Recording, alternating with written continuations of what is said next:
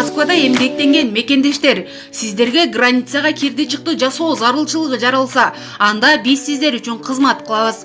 Күн сайын Казакстанга жолго чыгабыз. Барып келүү убактысы 1,5 күн. Сиздерди тейлөө үчүн стажы жогору айдоочулар 17 орундуу ыңгайлуу Альфард унаалар даяр. Унада Wi-Fi сыналгы бар. Кол телефондорду кубаттоо үчүн шарттар каралган. Мындан сырткары жолго чыгаар алдында кара тизмеде бар жок экениңизди акысыз текшерип беребиз. Анан да границада жаралган көйгөйлөргө жардам колун сунабыз. Шашылып калыңыз. Байланыш үчүн телефондорубуз 8 968 402 42 72. Биздин дарек Метро Проспект Мира. Саламатсыздар урматтуу мекендештер, урматтуу жердештер. Силер менен кайрадан мен Кубанычбек Осмонбеков, Кыргыз диаспора кеңеши. Кыргыздарда улуу сөз бар. Жаман айтпай жакшы жок деп.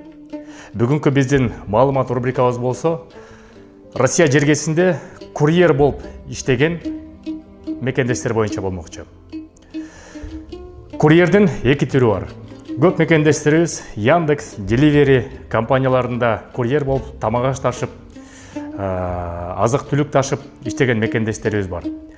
Андан тышкары нелегалдуу иштеген курьер мекендештерибиз тилекке каршы арасында баңгизат ташыгандагы курьер мекендештерибиз бар. Интернеттен, соц тармактардан, көбүнчө Гидро же Телеграм каналдарынан подработка деген жарыяга чалдыгаттагы ал жерде курьер деген сунуш келет. Караса, маянасы жакшы. Бир курьерский доставка кылыш үчүн 5000 рубльдан өйдө акча табышат экен. Бирок ал ташыган мыйзамсыз баңгизат болуп эсептелинет. Бул система кандай иштейт? Мекендештерибиз подработканы табат дагы Telegram канал аркылуу сүйлөшөт. Ошол жерден администратор аларга тапшырма берет, буйрутма берет дагы. Сен бул жерден, ушул метродон бул таштын астындагы бир кичинекей затты алып туруп, башка жерге алып барып бересиң деп. Башка жерге алып барып берет, балким бир жолу иштейт, эки жолу иштейт. Ошентип үчүнчү жолунда ал биздин мекендешибиз тилекке каршы сөзсүз ички иштер министрлигинин же атайын кызматтарына кармалат дагы. Ошентип 20 жылдан ары кесилет. Бул баңгизат ташыган жөн эле курьермин деп кутула албайт. Себеп деген ал незаконный оборот наркотика деген статья менен көмөктөш катары кесилет. Ага буйрутма берген адамдар билинбей калып кете беришет.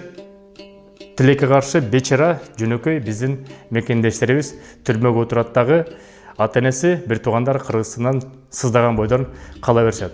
Ошол себептен мекендештер баарыңыздарды чакырат элем. Ошол жеңил акчага кызыкпай, ошол доставканы дагы эгерде подработка чыкса терең ойлонуп туруп чечим кабыл алсаңыздар. Тилекке каршы азыркы күндө ушул статья менен чалдыккан мекендештерибиз абдан көп. Сак саламатта болуңуздар мекендештер, оорубаңыздар, арбаңыздар, ден соолукта болуңуздар.